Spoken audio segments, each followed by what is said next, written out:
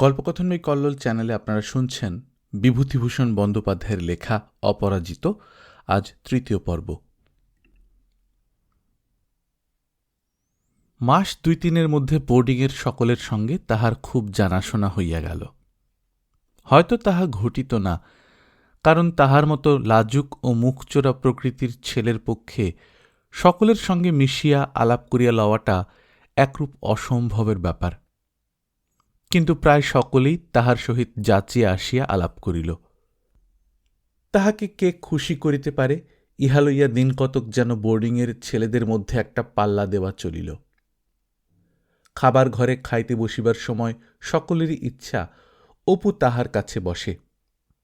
এ তাড়াতাড়ি বড় পিঁড়িখানা পাতিয়া দিতেছে ও ঘি খাইবার নিমন্ত্রণ করিতেছে।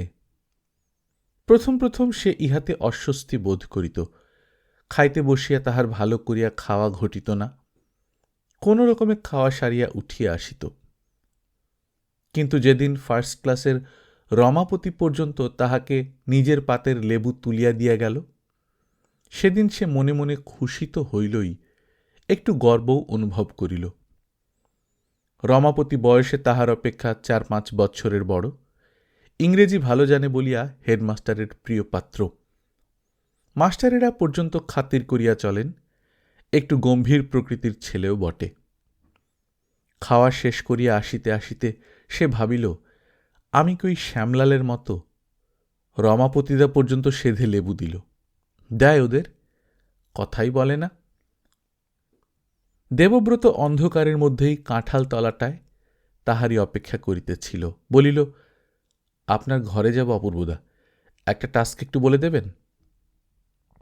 পরে সে হাসি মুখে বলিল, আজ বুধবার, আর 4 দিন পরই বাড়ি যাব।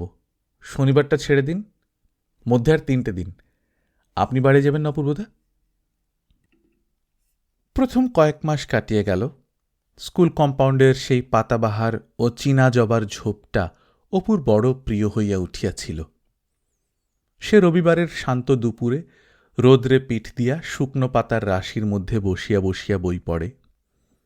ক্লাসের বই পড়িতে তাহার ভালো লাগে না।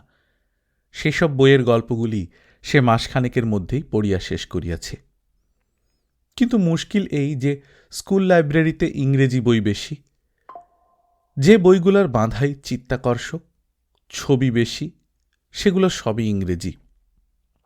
ইংরেজি সে ভালো বুঝিতে পারে না, কেবল ছবির তলাকার বর্ণনাটা বোঝে মাত্র। একদিন হেডমাস্টারের অফিসে তাহার ডাক পড়িল। হেডমাস্টার ডাকিতেছেন শুনিয়া তাহার প্রাণ উড়িয়া গেল। ভয়ে ভয়ে অফিস ঘরের দুয়ারের কাছে গিয়া দেখিল আর একজন সাহেবী পোশাক পরা ভদ্রলোক ঘরের মধ্যে বসিয়া আছেন। হেডমাস্টারের ইঙ্গিতে সে ঘরে ঢুকিয়া দুজনের সামনে গিয়ে দাঁড়াইল। ভদ্রলোকটি ইংরেজিতে তাহার নাম জিজ্ঞাসা করিলেন ও সামনের একখানা পাতার উপর ঝুঁকিয়া পড়িয়া কি দেখিয়া লইয়া একখানি ইংরেজি বই তাহার হাতে দিয়া ইংরেজিতে বলিলেন, এই বইখানা তুমি পড়তে নিয়েছিলে? অপু দেখিল বইখানা দ্য ওয়ার্ল্ড অফ লাইস। মাসখানেক আগে লাইব্রেরি হইতে পড়িবার জন্য সে লইয়াছিল, সবটা সে ভালো বুঝিতে পারে নাই। সে কম্পিত কণ্ঠে বলিল, ইয়েস। হেডমাস্টার গর্জন করিয়া বলিলেন, ইয়েস স্যার। অপুর পা কাঁপিতেছিল, জিভ শুকাইয়া আসিতেছিল। থতমত খাইয়া বলিল, ইয়েস স্যার। ভদ্রলোক পুনরায় ইংরেজিতে বলিলেন, স্লেজ কাকে বলে? অপু ইহার আগে কখনো ইংরেজি বলিতে অভ্যাস করে নাই। ভাবিয়া ভাবিয়া ইংরেজিতে বানাইয়া বলিল, এক ধরনের গাড়ি, কুকুরে টানে। বরফের উপর দিয়া যাওয়ার কথাটা মনে আসিলেও হঠাৎ সে ইংরেজি করিতে পারিল না। অন্য গাড়ির সঙ্গে স্লেজের পার্থক্য কি? অপু প্রথমে বলিল, স্লেজ হ্যাজ। তারপরই তাহার মনে পড়িল আর্টিকেল সংক্রান্ত কোনো গোলযোগ এখানে উঠিতে পারে। এ বা দি কোনটা বলিতে হইবে তাড়াতাড়ির মাথায় ভাবিবার সময় না পাইয়া সোজাসুজি বহু বচনে বলিল, sledges have no wheels. Aurora borealis কাহাকে বলে? অপুর চোখ মুখ উজ্জ্বল দেখাইল। মাত্র দিন কতক আগে সত্যেনবাবুর কি একখানা ইংরেজি বইতে সে ইহার ছবি দেখিয়াছিল। সে জায়গাটা পড়িয়া মানে না বুঝিলেও এই কথাটা খুব গাল ভরা বলিয়া সত্যেনবাবুর নিকট উচ্চারণ করিয়া মুখস্থ করিয়া রাখিয়াছিল। তাড়াতাড়ি বলিল, aurora borealis is a kind of atmospheric electricity. ফিরিয়া আসিবার সময় শুনিল আগন্তুক ভদ্রলোকটি বলিতেছেন, unusual for a boy of 4th class. কি নাম বললেন? A strikingly handsome boy. বেশ বেশ। অপু পরে জানিয়াছিল তিনি স্কুল বিভাগের বড় ইন্সপেক্টর। না বলিয়া হঠাৎ স্কুল দেখিতে আসিয়াছিলেন। পরে সে রমাপতির ঘরে আঁক বুঝিতে যায়।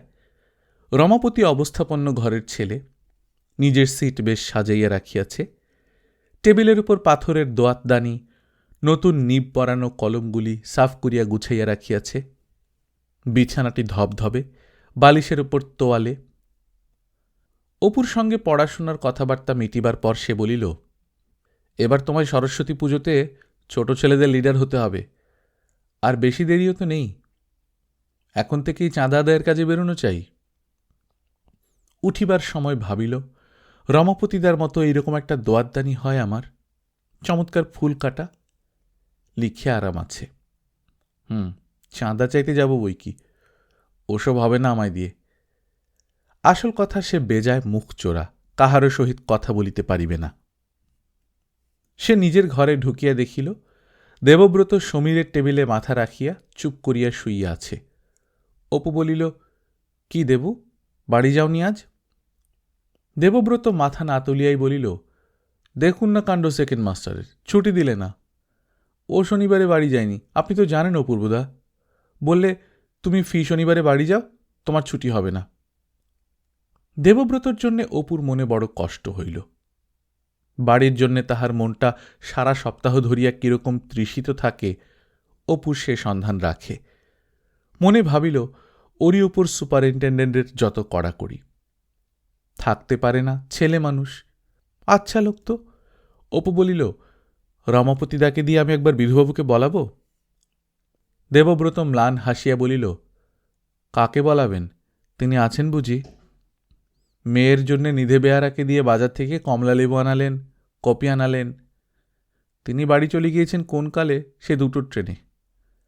আর এখন বলেই বা কী হবে, আমাদের লাইনের গাড়িও তো চলে গিয়েছে, আজ আর গাড়ি নেই। অপু তাহাকে ভুলাইবার জন্যে বলিল, এসো একটা খেলা করা যাক। তুমি হও চোর, একখানা বই চুরি করে লুকিয়ে থাকো, আমি ডিটেকটিভ হব, তোমাকে ঠিক খুঁজে বার করব। কিংবা ওইটি যেন একটা নকশা, তুমি ব্যাগের মধ্যে লুকিয়ে নিয়ে পালাবে, আমি তোমাকে খুঁজে বার করব। পড়নি নিহিলিস রহস্য? চমৎকার বই। উহ, সে কি কাণ্ড! প্রতুলের কাছে আছে, চেয়ে দেব। দেবব্রতের খেলাধুলা ভালো লাগিতেছিল না, তবুও অপুর কথার কোনো প্রতিবাদ না করিয়া মাথা তুলিয়া বসিল। বলিল, আমি লাইব্রেরির ওই কোনটায় গিয়ে লুকিয়ে থাকব? লুকিয়ে থাকতে হবে না, এই কাগজখানা একটা দরকারি নকশা, তুমি পকেটের মধ্যে নিয়ে যেন রেলগাড়িতে যাচ্ছ, আমি বার করে দেখে নেব, তুমি পিস্তল বার করে গুলি করতে আসবে। দেবব্রতকে লইয়া খেলা জমিল না। একে সে নিহিলিস রহস্য পড়ে নাই, তাহার উপর তাহার মন খারাপ। নূতন ধরনের যুদ্ধজাহাজের নকশাখানা সে বিনা বাধায় ও এত সহজে বিপক্ষের গুপ্তচরকে চুরি করিতে দিল যে তাহাকে এসব কাজে নিযুক্ত করিলে রুশীয় সম্রাটকে পতনের অপেক্ষায় 1917 সালের বলশেভিক বিদ্রোহের মুখ চাহিয়া বসিয়া থাকিতে হইত না। বেলা প্রায় পড়িয়া আসিয়াছে। বোর্ডিংয়ের পেছনের দেওয়ানি আদালতের কম্পাউন্ডে অর্থী প্রত্যর্থীদের ভিড় কমিয়া গিয়াছে। দেবব্রত জানলার দিকে চাহিয়া বলিল, ক্লক টাওয়ারের ঘড়িতে কটা বেজেছে দেখুন না একবার। কাউকে বলবেন না অপূর্বদা, আমি এক্ষুনি বাড়ি যাব। অপু বিস্ময়ের সুরে বলিল, এখন যাবে কি সে? এই তো বলে ট্রেন নেই। দেবব্রত সুর নিচু করিয়া বলিল, 11 মাইল তো রাস্তা মোটে, হেঁটে যাব। একটু রাত যদি হয়ে পড়ে, জ্যোৎস্না আছে, বেশ যাওয়া যাবে। 11 মাইল রাস্তা এখনই পড়ন্ত বেলায় হেঁটে যেতে কত রাত হবে জানো? রাস্তা কখনো হেঁটেছ তুমি? তাছাড়া না বলে যাওয়া, যদি কেউ টের পায়। কিন্তু দেবব্রতকে নিবৃত্ত করা গেল না। সে কখনো রাস্তা হাঁটে নাই তাহা ঠিক, রাত্রি হইবে তাহা ঠিক, বিধুবাবুর কানে কথাটা উঠিলে বিপদ আছে সবই ঠিক, কিন্তু বাড়ি সে যাইবেই, সে কিছুতেই থাকিতে পারিবে না, যাহা ঘটে ঘটিবে। অবশেষে অপু বলিল, তাহলে আমিও তোমার সঙ্গে যাই? দেবব্রত বলিল, তাহলে সবাই টের পেয়ে যাবে আপনি 3-4 মাস বোর্ডিং ছেড়ে কোথাও যাননি, খাবার ঘরে না দেখতে পেলে সবাই জানতে পারবে। দেবব্রত চলিয়া গেলে অপু কাহারও নিকট সে কথা বলিল না বটে, কিন্তু পরদিন সকালে খাওয়ার ঘরে দেখা গেল দেবব্রতের অনুপস্থিতি অনেকে লক্ষ্য করিয়াছে। রবিবার বৈকালে সমীর আসিলে তাহাকে সেই কথাটা বলিল। পরদিন সোমবার দেবব্রত সকলের সম্মুখে কি করিয়া বোর্ডিংয়ের কম্পাউন্ডে ঢুকিবে বা ধরা পড়িলে কৃতকর্মের কি কৈফিয়ত দেবে, এই লইয়াই দুজনে অনেক রাত পর্যন্ত আলোচনা করিল। কিন্তু সকালে উঠিয়া দেবব্রতকে সমীরের বিছানায় শুইয়া ঘুমাইতে দেখিয়া সে দস্তুর মতো অবাক হইয়া গেল। সমীর বাহিরে মুখ ধুইতে গিয়াছিল, আসিলে জানা গেল কাল অনেক রাত্রে দেবব্রত আসিয়া জানলায় শব্দ করিতে থাকে। পাছে কেউ টের পায়, এজন্য পেছনের জানলার খোলা গড়াটা তুলিয়া সমীর তাহাকে ঘরে ঢুকাইয়া লইয়াছে। অপু আগ্রহের সঙ্গে গল্প শুনিতে বসিল। কখন সে বাড়ি পৌঁছিল, রাত কত হইয়াছিল, তাহার মা তখন কি করিতেছিলেন ইত্যাদি। রাত অনেক হইয়াছিল, বাড়িতে রাতের খাওয়া প্রায় শেষ হয়। তাহার মা ছোট ভাইকে প্রদীপ ধরিয়া রান্নাঘর হইতে বড় ঘরের রোয়াকে পৌঁছাইয়া দিতেছেন। এমন সময় অপু কতদিন নিজে বাড়ি যায় নাই, মাকে কতদিন সে দেখে নাই। ইহার মতো হাঁটিয়া যাতায়াতের পথ হইলে এতদিনে কতবার যাইত। রেলগাড়ি, গহনার নৌকা, আবার খানিকটা হাঁটা পথ, যাতায়াতে 1.5 টাকা খরচ, তাহার 1 মাসের জলখাবার। কোথায় পাইবে 1.5 টাকা যে প্রতি শনিবার তো দূরের কথা, মাসে অন্তত একবারও বাড়ি যাইবে। জলখাবারের পয়সা বাঁচাইয়া আনা আষ্টেক পয়সা হইয়াছে, আর 1 টাকা হইলেই বাড়ি। হয়তো 1 টাকা জমিতে জমিতে গরমের ছুটিই বা আসিয়া যাইবে, কে জানে। পরদিন স্কুলে হই হই ব্যাপার। দেবব্রত যে লুকাইয়া কাহাকেও না বলিয়া বাড়ি চলিয়া গিয়াছিল এবং রবিবার রাত্রে লুকাইয়া বোর্ডিংয়ে ঢুকিয়াছে, সে কথা কি করিয়া প্রকাশ হইয়া গিয়াছে। বিধুবাবু সুপারিনটেন্ডেন্ট সে কথা হেডমাস্টারের কানে তুলিয়াছেন। ব্যাপারের গুরুত্ব বুঝিয়া সমীরের প্রাণ ভয়ে উড়িয়া গেল। সেই যে জানলার ভাঙা গড়াদে খুলিয়া দেবব্রতকে তাহাদের ঘরে ঢুকাইয়া লইয়াছে, সে কথা হেডমাস্টার জানিতে পারিলে কি আর রক্ষা থাকিবে। সমীর রমাপতির ঘরে গিয়া অবস্থাটা বুঝিয়া আসিল। দেবব্রত নিজেই সব স্বীকার করিয়াছে, সাক্ষ্য প্রমাণের প্রয়োজন হয় নাই, কিন্তু সমীরের জানলা খুলিয়া দেওয়ার কথা কিছুই বলে নাই। বলিয়াছে সে সোমবার খুব ভোরে চুপি চুপি লুকাইয়া বোর্ডিংয়ে ঢুকিয়াছে, কেহ টের পায় নাই। স্কুল বসিলে ক্লাসে ক্লাসে হেডমাস্টারের সার্কুলার গেল যে টিফিনের সময় স্কুলের হলে দেবব্রতকে বেত মারা হইবে। সকল ছাত্র ও টিচারদের সে সময় সেখানে উপস্থিত থাকা চাই। সমীর গিয়া রমাপতিকে বলিল, আপনি একবার বলুন না রমাপতিদা হেডমাস্টারকে, ও ছেলে মানুষ, থাকতে পারে না বাড়ি গিয়ে। আপনি তো জানেন ও কীরকম হোমসিক। মিথ্যে মিথ্যে ওকে 3 শনিবার ছুটি দিলে না কেন সেকেন্ড মাস্টার? ওর কি দোষ? ওপর ক্লাসের ছাত্রদের ডেপুটেশনকে হেডমাস্টার হাঁকাইয়া দিলেন। টিফিনের সময় সকলে হলে একত্র হইলে দেবব্রতকে আনা হইল। ভয়ে তাহার মুখ শুকাইয়া ছোট হইয়া গিয়াছে। হেডমাস্টার বজ্র গম্ভীর স্বরে ঘোষণা করিলেন যে তিনি প্রথম অপরাধ বলিয়া শুধু বেত মারিয়াই ছাড়িয়া দিতেছেন, নতুবা স্কুল হইতে তাড়াইয়া দিতেন। রীতিমতো বেত চলিল। কয়েক ঘা বেত খাইবার পরই দেবব্রত চিৎকার করিয়া কাঁদিয়া উঠিল। হেডমাস্টার গর্জন করিয়া বলিলেন, চুপ, ব্যান্ড দিস ওয়ে, ব্যান্ড। মার দেখিয়া, বিশেষ করিয়া দেবব্রতের কান্নায় অপুর চোখে জল আসিয়া গেল। মনে পড়িল লীলাদের বাড়ি এইরকম মার একদিন সেও খাইয়াছিল বড়বাবুর কাছে, বিনা দোষে। অপু উঠিয়া বারান্দায় গেল। ফিরিয়া আসিতে সমীর ধমক দিয়া চুপি চুপি বলিল, তুই ওরকম কাঁদছিস কেন অপূর্ব? থাম না, হেডমাস্টার বকবে। সরস্বতী পূজার সময় তাহার ৮ আনা চাঁদা ধরাতে অপু বড় বিপদে পড়িল। মাসের শেষ, হাতেও পয়সা তেমন নাই, অথচ সে মুখে কাহাকেও না বলিতে পারে না। সরস্বতী পূজার চাঁদা দিয়া হাত একেবারে খালি হইয়া গেল। বৈকালে সমীর জিজ্ঞাসা করিল, খাবার খেতে গেলিনি অপূর্ব? সে হাসিয়া ঘাড়ে নাড়িল। সমীর তাহার সব খবর রাখে, বলিল, আমি বরাবর দেখে আসছি অপূর্ব, হাতের পয়সা ভারী বেআন্দাজি খরচ করিস তুই। বুঝে সুঝে চললে এরকম হয় না। ৮ আনা চাঁদা কে দিতে বলেছে?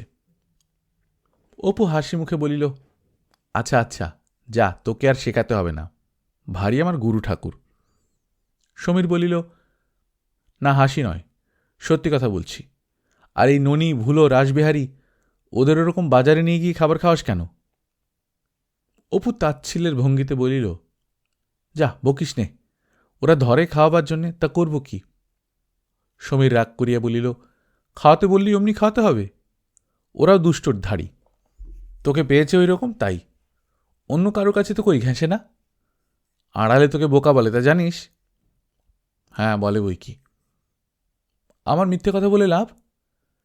সেদিন মণিদার ঘরে তোর কথা হচ্ছিল, ওই বদমাইশ রাসবিহারীটি বলছিল ফাঁকি দিয়ে খেয়ে নেয়।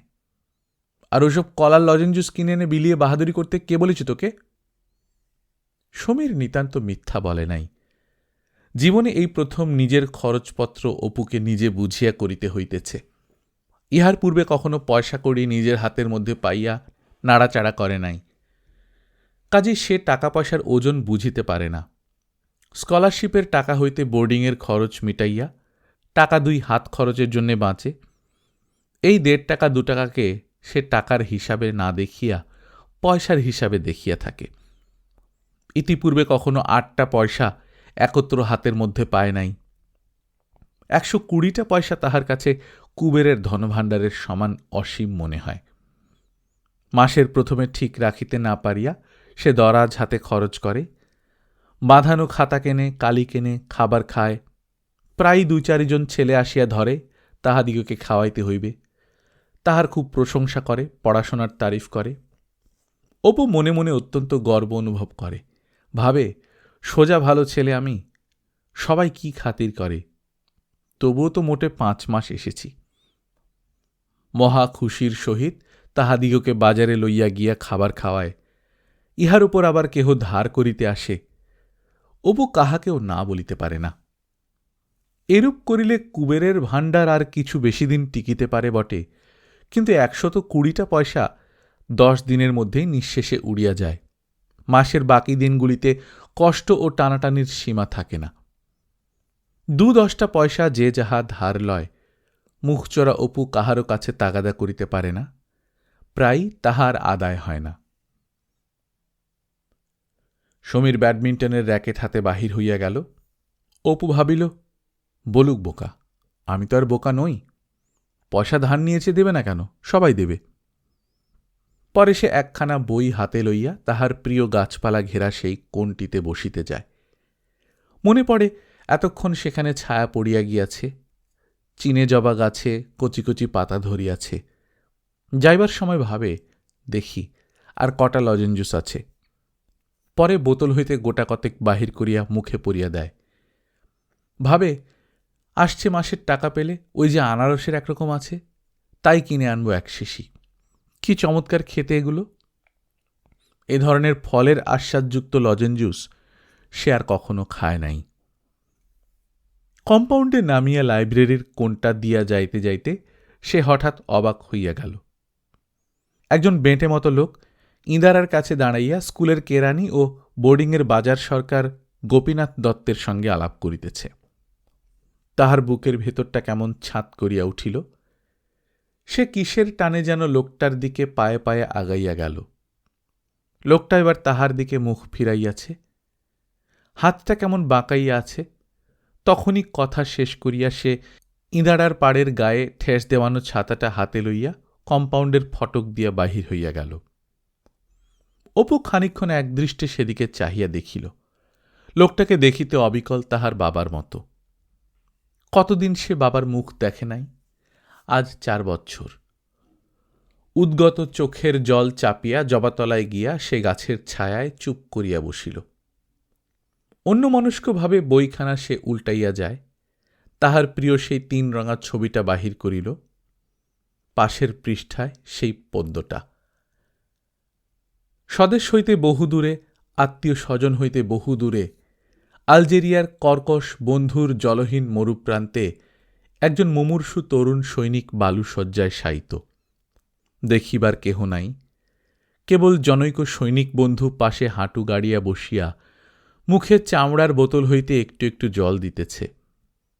পৃথিবীর নিকট হইতে শেষ বিদায় লইবার সময় সম্মুখের এই অপরিচিত ধূসর উঁচু নিচু বালিয়াড়ি, পেছনের আকাশে সান্ধ্য সূর্য রক্তচ্ছটা, দূরে খর্জুর কুঞ্জ ও ঊর্ধ্বমুখ উষ্টশ্রেণীর দিকে চোখ রাখিয়া মুমূর্ষু সৈনিকটির কেবলই মনে পড়িতেছে বহুদূরে রাইন নদী তীরবর্তী তাহার জন্মপল্লীর কথা।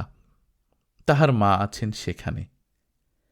বন্ধু, তুমি আমার মায়ের কাছে খবরটা পৌঁছাইয়া দিও, ভুলিও না।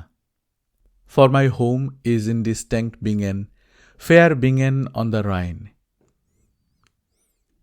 মাকে অপু দেখে নাই আজ 5 মাস। সে আর থাকিতে পারে না।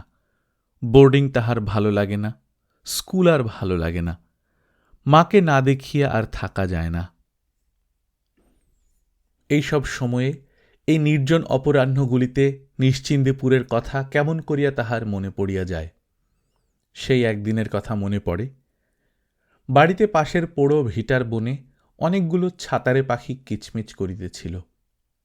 কি ভাবিয়া একটা ঢিল ছুঁড়িয়া মারিতেই দলের মধ্যে ছোট একটা পাখি ঘাড় মোচড়াইয়া টুপ করিয়া ঝোপের নিচে পড়িয়া গেল। বাকিগুলা উড়িয়া পালাইল। তাহার ঢিলে পাখি সত্য সত্য মরিবে ইহা সে ভাবে নাই। দৌড়িয়া গিয়া মহা আগ্রহে দিদিকে ডাকিল, ও দিদি, শিগগির আয় দেখবি, ছুটে আয়। দুর্গা আসিয়া দেখিয়া বলিল, দেখি দেখি আমার হাতে। পরে সে নিজের হাতে পাখিটিকে লইয়া কৌতূহলের সহিত নাড়িয়া চাড়িয়া দেখিল। ঘাড় ভাঙিয়া গিয়াছে, মুখ দিয়া রক্ত উঠিয়াছে। দুর্গার আঙুলে রক্ত লাগিয়া গেল। দুর্গা তিরস্কারের সুরে বলিল, আহা, কেন মারতে গেলি তুই? অপুর বিজয় গর্বে উল্লসিত মন একটু দমিয়া গেল। দুর্গা বলিল, আজ কি বার রে? সোমবার না? তুই তো বামুনের ছেলে। চল, তুই আর আমি একে নিয়ে গিয়ে গাঙের ধারে পুড়িয়ে আসি, এর গতি হয়ে যাবে। তারপর দুর্গা কোথা হইতে একটা দেশলাই সংগ্রহ করিয়া আনিল। তেঁতুলতলার ঘাটের এক ঝোপের ধারে শুকনো পাতার আগুনে পাখিটাকে খানিক পুড়াইল। পরে আধ ঝলসানো পাখিটা নদীর জলে ফেলিয়া দিয়া সে ভক্তিভাবে বলিল, হরি বল, হরি হরি, ঠাকুরের গতি করবেন দেখিস। আহা, কি করেই ঘাটটা থেঁতলে দিয়েছিলি, কখনো ওরকম করিস নি আর। বনে জঙ্গলে উড়ে বেড়ায়, কারুর কিছু করে না, মারতে আছে, ছি। নদী হইতে অঞ্জলি ভরিয়া জল তুলিয়া দুর্গার চিতার জায়গাটা ধুইয়া দিল। সন্ধ্যার আগে বাড়ি ফিরিবার সময় কে জানে তাহারা কোন মুক্ত বিহঙ্গ আত্মার আশীর্বাদ লইয়া ফিরিয়াছিল। দেবব্রত আসিয়া ডাক দিতেই অপুর নিশ্চিন্দপুরের স্বপ্ন মিলাইয়া গেল। দেবব্রত বলিল, অপূর্বদ এখানে বসে আছেন? আমি ঠিক ভেবেছি আপনি এখানেই আছেন। কি কথা ভাবছেন, মুখ ভার ভার? অপু হাসিয়া বলিল, ও কিছু না, এসো বসো। কি, চলো দেখি রাসবিহারী কি করছে। দেবব্রত বলিল, না, যাবেন না অপূর্বদা, কেন ওদের সঙ্গে মেশেন? আপনার নামে লাগিয়েছে, ধোপার পয়সা দেয় না, পয়সা বাকি রাখে, এইসব। যাবেন না ওদের ওখানে। কে বলেছে সব কথা? ওই ওরাই বলে। বিনোদ ধোপাকে শিখিয়ে দিচ্ছিল আপনার কাছে পয়সা বাকি না রাখতে। বলছিল ও আর দেবে না, 3 বারের পয়সা নাকি বাকি আছে। অপু বলিল, বারে, বেশ লোক তো সব। হাতে পয়সা ছিল না তাই দিইনি, এই সামনের মাসে প্রথমেই দিয়ে দেব। তা আবার ধোপাকে শিখিয়ে দেওয়া, আচ্ছা তো সব। দেবব্রত বলিল, আবার আপনি যান ওদের খাওয়াতে। আপনার সেই খাতাখানা নিয়ে ওই বদমাইশ হিমাংশুটা আজ কত ঠাট্টা তামাশা করছিল, ওদের দেখেন কেন ওসব? অপূর্ব বলিল, এসব কথা আমি জানি নে। আমি লিখছিলাম, ননীমাধব এসে বলে ওটা কি, তাই একটুখানি পড়ে শোনালাম। কি কি বলছিল? আপনাকে পাগল বলে। যত রাজ্যের গাছপালার কথা নাকি শুধু শুধু খাতায় লেখা আবুল তাবুল, শুধু তাতেই ভর্তি। ওরা তাই নিয়ে হাসে। আপনি চুপ করে এখানে মাঝে মাঝে এসে বসেন বলে কত কথা তুলেছে। অপুর রাগ হইল, একটু লজ্জাও হইল। ভাবিল, খাতাখানা না দেখালেই হতো সেদিন। দেখতে চাইলে তাই তো দেখালাম, নইলে আমি সেধে তো আর। মাঝে মাঝে তাহার মনে কেমন একটা অস্থিরতা আসে। এইসব দিনে বোর্ডিংয়ের ঘরে আবদ্ধ থাকিতে মন চাহে না। কোথায় কোন মাঠ বৈকালে রোদে রাঙা হইয়া উঠিয়াছে, ছায়াভরা নদী জলে কোথায় নববধূর নাকছাবির মতো পান কলস শ্যাওলার কুচা কুচা সাদা ফুল ফুটিয়া নদীজল আলো করিয়া রাখিয়াছে। মাঠের মাঝে উঁচু ডাঙায় কোথায় ঘেঁটু ফুলের বন। এইসব স্বপ্নে বিভোর থাকে সে। মুক্ত আকাশ, মুক্ত মাঠ, গাছপালার জন্যে মন কেমন করে। গাছপালা না দেখিয়া বেশি দিন থাকা তাহার পক্ষে একেবারে অসম্ভব। মনে বেশি কষ্ট হইলে একখানা খাতায় সে বসিয়া বসিয়া যত রাজ্যের গাছের ও লতাপাতার নাম লেখে, এবং যে ধরনের ভূমিশ্রীর জন্যে মনটা তৃষিত থাকে তাহারই একটা কল্পিত বর্ণনায় খাতা ভরাইয়া তোলে। সেখানে নদীর পাশেই থাকে মাঠ, বাবলা বন, নানা বনজ গাছ, পাখি ডাকা সকাল বিকালের রোদ, ফুল। ফুলের সংখ্যা থাকে না। বোর্ডিংয়ের ঘরটায় আবদ্ধ থাকিয়াও মনে মনে সে নানা অজানা মাঠে বনে নদী তীরে বেড়াইয়া আসে। একখানা বাঁধা খাতায় সেইভাবে লিখিয়া পুরাইয়া ফেলিয়াছে। অপু ভাবিল, বলুকগে, আর কখনো কিছু দেখাচ্ছি নে। ওদের সঙ্গে এই আমার হয়ে গেল, দেব আবার কখনো ক্লাসের ট্রান্সলেশন বলে। ফাল্গুন মাসের প্রথম হইতেই স্কুল কম্পাউন্ডের চারিপাশে গাছপালার নতুন পাতা গজাইল। ক্রিকেট খেলার মাঠে বড় বাদাম গাছটায় রক্তাভ কচি সবুজ পাতা সকালের রৌদ্রে দেখিতে হইল চমৎকার। শীত একেবারে নাই বলিলেই হয়। বোর্ডিংয়ের রাসবিহারীর দল পরামর্শ করিল, মামজোয়ানে দোলের মেলা দেখিতে যাইতে হইবে। মামজোয়ানের মেলা এ অঞ্চলের বিখ্যাত মেলা। অপু খুশির সহিত রাসবিহারীদের দলে ভিড়িল। মামজোয়ানের মেলার কথা অনেক দিন হইতে সে শুনিয়া আসিতেছে।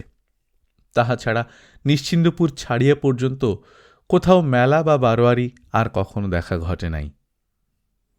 সুপারিনটেন্ডেন্ট বিধুবাবু দুদিনের ছুটি দিলেন।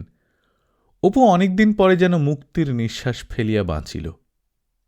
ক্রোশ তিনেক পথ, মাঠ ও কাঁচা মাটির রাস্তা, ছোট ছোট গ্রাম, কুমারেরা চাক ঘুরাইয়া কলস গড়িতেছে। পথের ধারের ছোট দোকানে দোকানদার রেডির ফলের বীজ ওজন করিয়া লইতেছে। সজিনা গাছ সব ফুলে ভর্তি। এমন চমৎকার লাগে। ছুটি ছাটা ও শনি রবিবারের সীমাবদ্ধ না হইয়া এই যে জীবনধারা পথের দুই পাশে দিনে রাত্রে শত দুঃখে ও সুখে আকাশ বাতাসের তলে নিরাবরণ মুক্ত প্রকৃতির সঙ্গে আরও ঘনিষ্ঠ সম্পর্ক পাতাইয়া চঞ্চল আনন্দে ছুটিয়া চলিয়াছে, এই জীবনধারার সহিত সে নিজেকে পরিচিত করিতে চায়। মাঠে কাহারা শুকনো খেজুর ডালের আগুনে রস জাল দিতেছে দেখিয়া তাহার ইচ্ছা হইল সে তাহাদের কাছে গিয়া খানিকক্ষণ রস জাল দেওয়া দেখিবে, বসিয়া বসিয়া শুনিবে উহারা কি কথাবার্তা বলিতেছে। ননি বলিল, তোকে পাগল বলি কি আর সাধে? দূর দূর, আর কি দেখবি ওখানে? অপু অপ্রতিভ মুখে বলিল, আয় না, ওরা কি বলছে শুনি। ওরা কত গল্প জানে জানিস, আয় না। রাজু রায়ের পাঠশালার সেই দিনগুলো হইতেই বয়স্ক লোকের গল্পের ও কথাবার্তার প্রতি তাহার প্রবল মোহ আছে। একটা বিস্তৃততর অপরিচিত জীবনের কথা ইহাদের মুখে শোনা যায়। অপু ছাড়িয়া যাইতে রাজি নয়। রাসবিহারীর দল অগত্যা তাহাকে ফেলিয়া চলিয়া গেল। সুশ্রী চেহারার ভদ্রলোকের ছেলে দেখিয়া মুচিরা খুব খাতির করিল। খেজুর রস খাইতে আসিয়াছে ভাবিয়া নতুন মাটির ভাঁড় ধুইয়া জিরান কাঠের টাটকা রস লইয়া আসিল। ইহাদের কাছে অপু আদৌ মুখচোরা নয়। ঘণ্টাখানেকের ওপর সে তাহাদের সেখানে দাঁড়াইয়া দাঁড়াইয়া গুড় জাল দেওয়া দেখিল। মাম জোয়ানের মেলায় পৌঁছিতে তাহার হইয়া গেল বেলা 12টা। প্রকাণ্ড মেলা, ভয়ানক ভিড়, রৌদ্রে 3 ক্রোশ পথ হাঁটিয়া মুখ রাঙা হইয়া গিয়াছে। সঙ্গীদের মধ্যে কাহাকেও সে খুঁজিয়া বাহির করিতে পারিল না। ক্ষুধা ও তৃষ্ণা দুইই পাইয়াছে। ভালো খাবার খাইবার পয়সা নাই। একটা দোকান হইতে সামান্য কিছু খাইয়া 1 ঘটি জল খাইল। তাহার পর একটা পাখির খেলার তাঁবুর ফাঁক দিয়া দেখিবার চেষ্টা করিল ভেতরে কি খেলা হইতেছে। একজন পশ্চিমা লোক হটাইয়া দিতে আসিল। অপু বলিল, কত করে নেবে খেলা দেখতে? 2 পয়সা দেব, দেখাবে? লোকটি বলিল, এখন খেলা শুরু হইয়া গিয়াছে, আধ ঘণ্টা পরে আসিতে। একটা পানের দোকানে গিয়া জিজ্ঞাসা করিল, যাত্রা কবে বসবে জানো? বৈকালে লোকের ভিড় খুব বাড়িল। দোকানে দোকানে, বিশেষ করিয়া পানের দোকানগুলিতে খুব ভিড়। খেলা ও ম্যাজিকের তাঁবুগুলির সামনে খুব ঘণ্টা ও জয়ঢাক বাজিতেছে। অপু দাঁড়াইয়া দাঁড়াইয়া দেখিতে লাগিল। একটা বড় তাঁবুর বাহিরে আলকাতরা মাখা 2 লোক বাঁশের মাচার উপর দাঁড়াইয়া কৌতূহলী জনতার সম্মুখে খেলার অত্যাশ্চর্যতা ও অভিনবত্বের নমুনা স্বরূপ একটা লম্বা লাল নীল কাগজের মালা নানান অঙ্গভঙ্গি সহযোগে মুখ হইতে টানিয়া বাহির করিতেছে।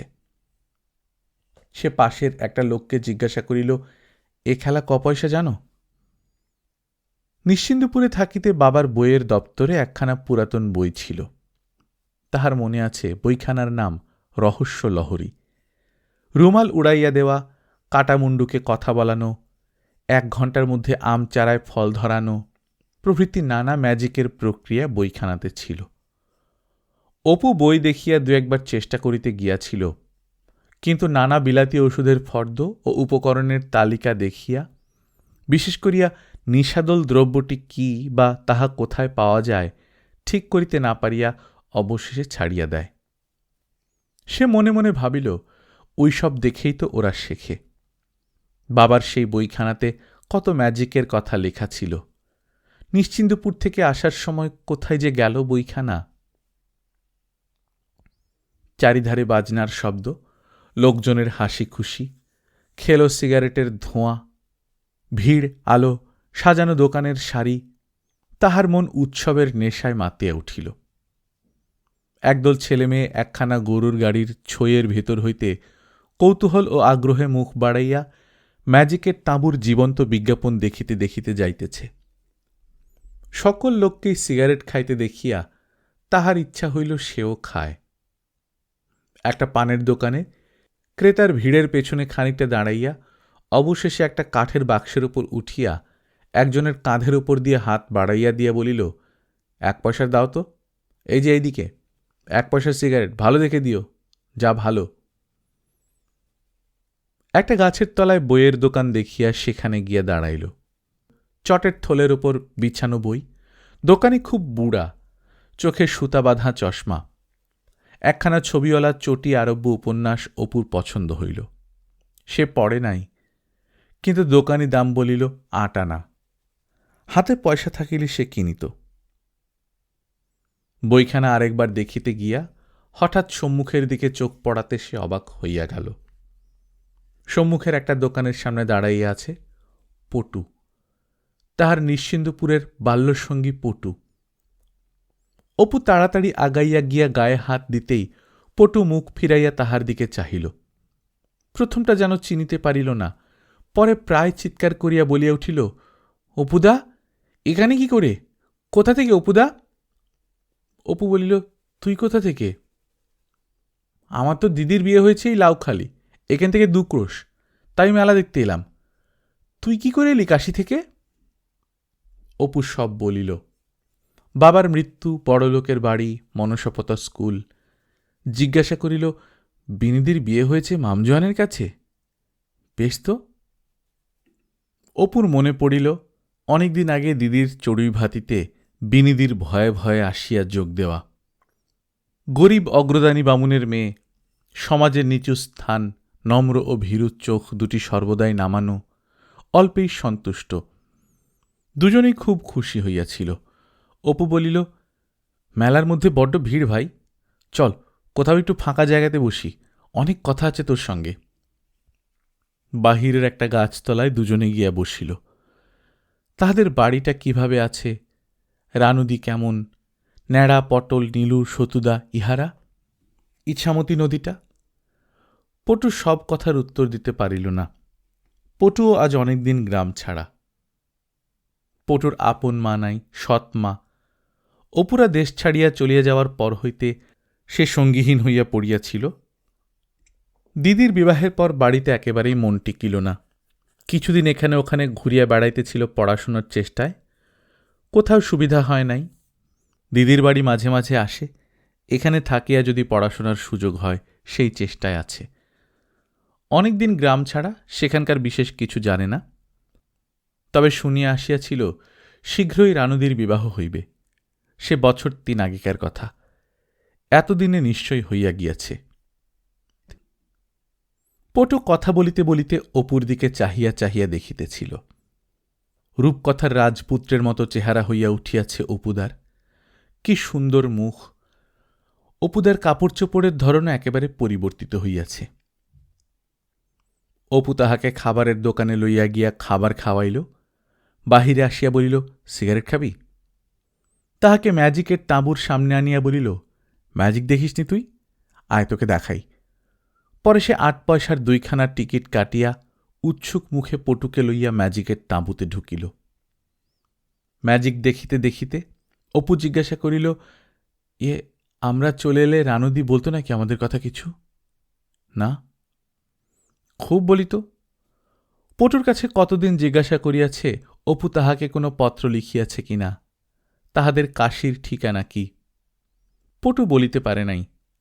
শেষে পটু বলিল, বুড়ো নরোত্তম বাবাজি তো তোর কথা ভারী বলতো।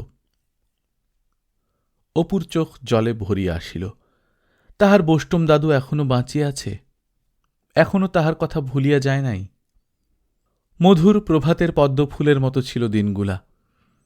আকাশ ছিল নির্মল, বাতাস কি শান্ত, নবীন উৎসাহ ভরা মধুচ্ছন্দ, মধুর নিশ্চিন্দুপুর, মধুর ইছামতির কলমর্মর, মধুর তাহার দুঃখী দিদি দুর্গার স্নেহভরা ডাগর চোখের স্মৃতি।